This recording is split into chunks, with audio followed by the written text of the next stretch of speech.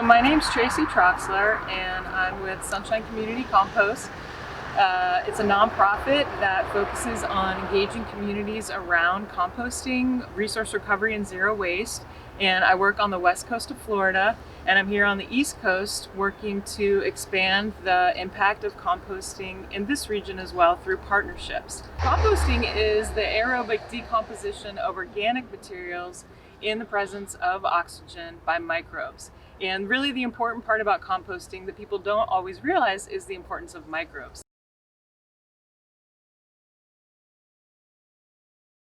First of all, it increases the life of your soil, and you really want soil working with your plants. It also reduces the food scrap waste that goes into the landfill and creates methane emissions and impacts climate change. Also, when you use compost, you can reduce the amount of fertilizer that you're using, and that can have some downstream impacts in terms of water health and community health. And composting also, it just brings people together. There's a lot of ways that community composting in particular brings folks together to create local food. So my name is Karla Gottleib. I'm the Director of Partnership Engagement at the Opa-Locka Community Development Corporation. Opa-Locka is a designated food desert. There is no grocery store that is viable within 4 miles, and a lot of our residents do not have access to transportation, so this is definitely a hardship for them. So we decided to become a place where we could grow, healthy or organically raised food to provide for the community. Hello, my name is Pollack. I'm here with the Opa-Locka CDC here at the Opa-Locka Thrive Farm.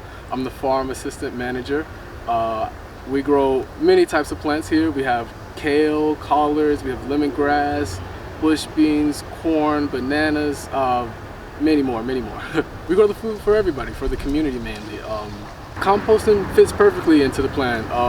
We have this garden, we have this farm here. We need nutrients. We need healthy soil. That's the key to having healthy plants and to being healthy within yourself.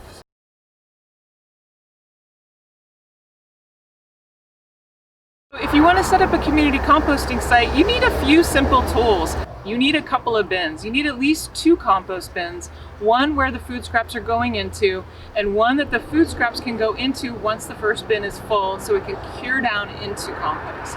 You need people. You need connections and relationships.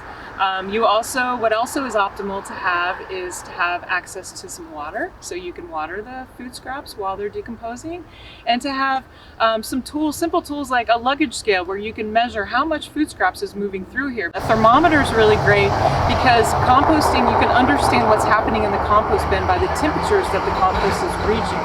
And that's a good educational tool if you're in a community setting or you're working with youth. And the process for composting, so this is one of my favorite parts. It's basically you're taking 4 or 5 main ingredients and making a lasagna with them, more or less. So the ingredients that are most important for composting are greens, which are your food scraps. We call them greens. They're not always green in color, and that's your nitrogen source. And then browns, which is your carbon source, which is wood or straw or chips or old leaves that are browned out. Those are 2, that's the nitrogen and the carbon, and then you need air and water. And with those 4 ingredients, you invite microbes in. You're basically making a meal that inspires microbes to show up and start the decomposition process.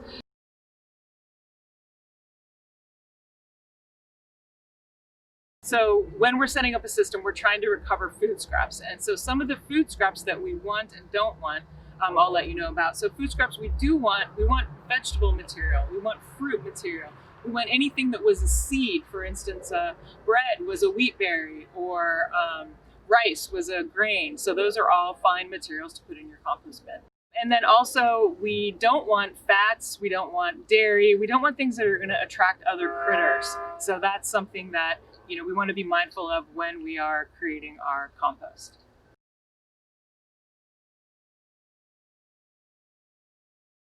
Anytime that we can get a community compost site in a garden, that is the most optimal situation because we can help enrich the soil life within that garden.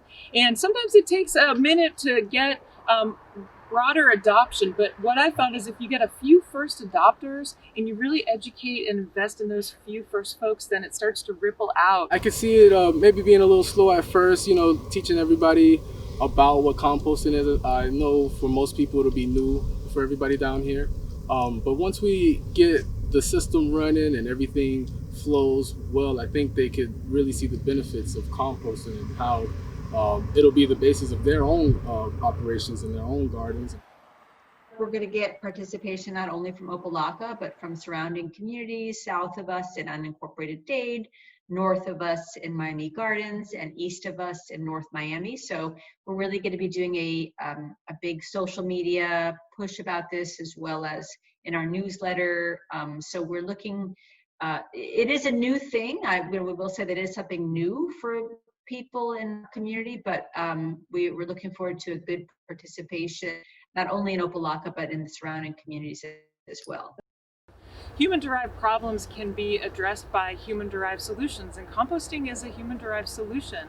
So we just really want people to understand all the opportunities and the benefits of composting and to participate and remember that we're all in this together and we can compost, starting with your next meal.